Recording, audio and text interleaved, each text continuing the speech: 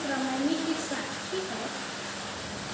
क्योंकि जहाँ न चढ़ सके राई न ठहराए, आवागमन की गम नहीं तहाँ सकलो जग जाए। जहाँ चींटी न चढ़ सके, राई का दाना न ठहर सके और जहाँ आना जाना संभव नहीं, वहाँ सारा संसार जाना चाहता है। ऐसी बात है ना, जहाँ चींटी भी नहीं चढ़ सकती है, राई मतलब सरसों का दाना भी ठहर नहीं सकता, वही तो सारा संसार जाना चाहता है। तो ये क्या है?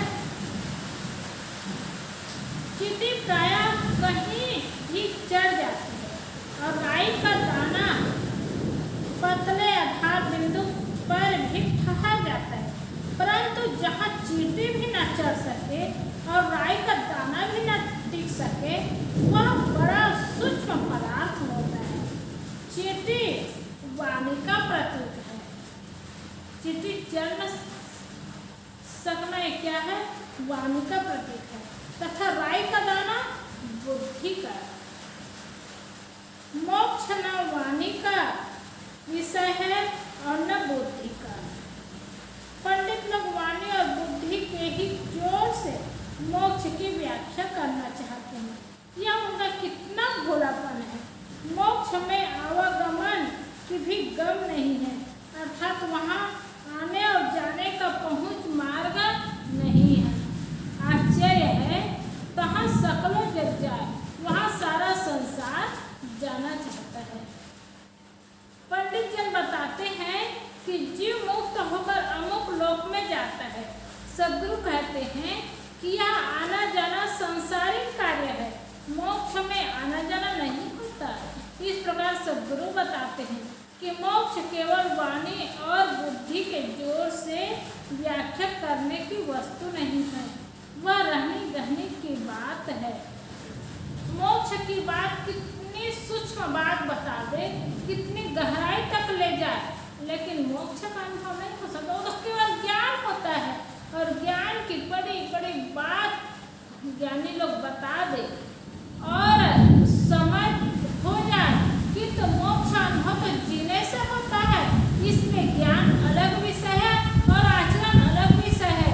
सद्गुरुजन आचरण की बात बताते हैं, सद्गुरु कबीर साहब इसमें आचरण की बात बताते हैं कि जैसे चींटी चढ़ नहीं सकता और सरसों का दाना ठहर नहीं सकता, और वैसे ही संसार को लोग उसमें जाना चाहते। मतलब मन थोड़ा भी स्थिर नहीं हो सकता, मन चलता दौड़ता रहता, भागता रहता है, और ज्ञान तो बहुत हो जाता है। इससे कल्याण हो सकता है? इससे कल्याण नहीं हो सकता। कल्याण करने के लिए मन को रोकना पड़ता है, स्थिर करना पड़ता है, साधना पड़ता है, सारी चाहनाओं को, कामनाओं को, वासनाओं को मिटाना पड़ता है, अपने को शांत करके, अपने में मस्त होकर के संसार की सारी चाहनाओं को मिटा करके अपने में स्थित होने की बात जो होती है ना, वो मोक्ष की बात होती है। मोक्ष का अर्थ ही होता है मोह का क्षय होना, अर्थात मोह का नाश हो जाना। किसी भी चीज, किसी भी वस्तु, कोई भी व्यक्ति के लिए मोह न होना, मोहित न होना, प्रभावित न होना। व्यक्ति और वस्तु ही तो है जिससे आदमी प्रभावित होते हैं। कोई व्यक्ति के लिए, किसी वस्तु के लिए प्रभावित न हो, मोह न हो, और मोह नहीं होता वही मोक्ष है। और मन को साधना कितनी बड़ी बात होती है, कितना मेहनत का काम होता है, और यही काम हो तभी मोक्ष होता है। और ज्ञान तो बहुत बड़ी बड़ी बात कर लेते हैं। ज्ञान की बात महात्मा जन बहुत गहराई की बात पंडित लोग बताएंगे, ऐसे में मोक्ष होगा, ऐसे मोक्ष, ऐसे करो तो इससे मोक्ष हो जाएगा, इससे मोक्ष हो जाएगा। ज्ञान की बात तो बता देंगे, इससे मोक्ष नहीं होता। ये केवल वाणी होती है, विषय होता है। तो मोक्ष करने से होता है, जानने से नहीं होता है। वाणी और बुद्धि से हम रसगुल्ला का केवल वर्णन कर सकते हैं, इससे न हमारे जीव में मिठास लगेगी और न सुनने वाले की जीव में। किसी को भी रसगुल्ला की मिठास तभी अनुभव में आएगी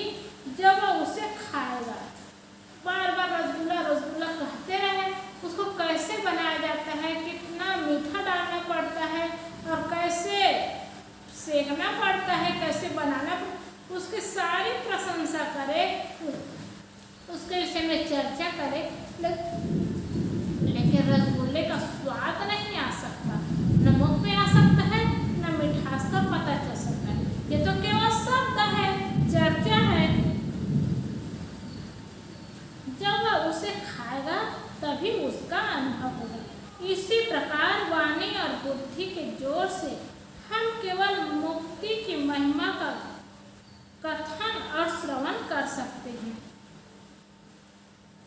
उसका अनुभव तब होगा जब सारी वासनाओं को छोड़कर अपने आप में स्थिति होगी। जैसे रसगुल्ला की कितनी चर्चा कर ले, कितनी प्रशंसा कर ले, कितना नाम ले ले और विषय वस्तु को पूरा बता ले, लेकिन उसके स्वाद का अनुभव नहीं होता, वैसे ही श्रवण की बात होती है और वैसे ही जीवन की बात है। जब तक सारी वासनाओं को नहीं मिटाएंगे, वासनाओं को छोड़ेंगे नहीं, तब तो स्वरूप का स्मरण नहीं हो सकता। मुक्ति का न तो कोई गांव है और न ठाव है और न वहाँ कोई ईश्वर ब्रह्मा बैठा है जो मुक्त जीवों की व्यवस्था देखता है। मन की सारी वासनाओं का छूट जाना ही मोक्ष है। इतना सुंदर शब्दों की बात है और बोलते कितनी अच्छी बात लिखे हैं। मन की सारी वासनाओं का छूट जाना ही मोक्ष है। मोक्ष क्या है? सारी वासनाएं छूट गई, सारी कामनाओं का अंत हो गया और मोह का क्षय हो गया, वही तो मोक्ष है। जो सब तरफ से अनासक्त है वही मुक्त है। मुक्ति मरने के बाद नहीं, जीवन में ही होती है। जो जीते जी मुक्त है वही मरने पर ही मुक्त है। जो जीते जी मुक्त नहीं होगा, मरने पर क्या मुक्त होगा? जीते जी सारी कामनाओं में बंधे हुए हैं, सारी चाहनाओं में लगे हुए हैं, उनका मन सारी वासनाओं में बंधे हुए हैं, मरने के बाद क्या मुक्त हो सकते हैं? मुक्ति के बाद तो जीवन रहते रहते हैं। इसलिए कहते ना, जो जीवन मुक्त होगा वही तो विदेह मुक्त कहलाएगा। मरने के बाद वही विदेह मुक्त होगा और जीवन भी मुक्त ही नहीं हुआ है, वो विदेह मुक्त क्या होगा?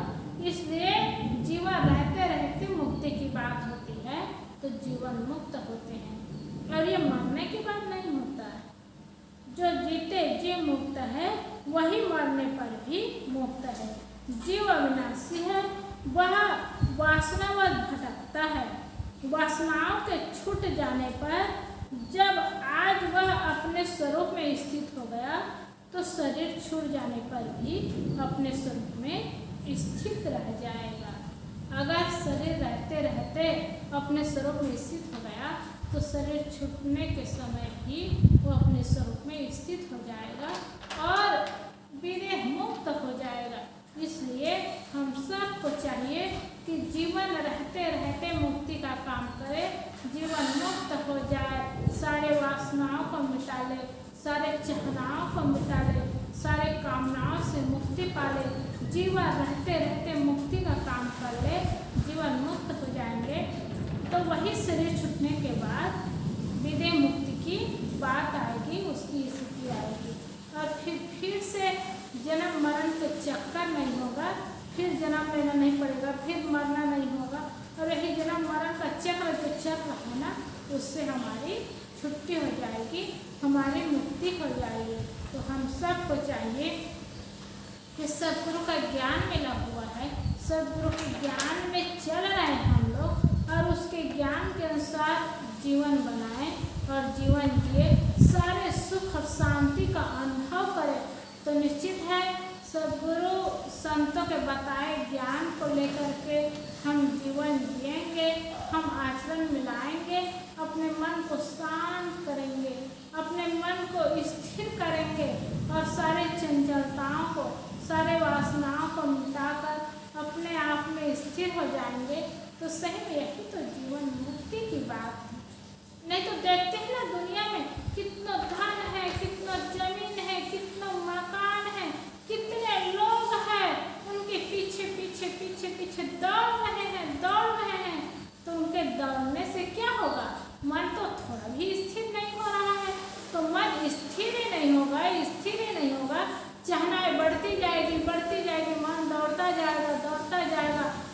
दौड़ रहा है, चाहनाएं बढ़ रही है, तो चाहनाओं की पूर्ति तो नहीं होती और मन दौड़ता जाता है, मन स्थिर नहीं होता। और जब तक मन स्थिर नहीं होगा तब तक जीवन में सुख और शांति का अनुभव नहीं हो सकता।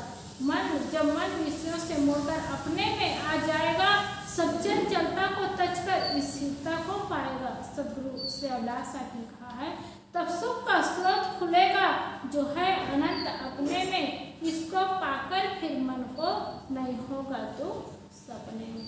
हर व्यक्ति सुख चाहते हैं, शांति चाहते हैं, लेकिन चंचल मन के पीछे दौड़ते रहेंगे तो सुख और शांति का अनुभव नहीं हो सकता।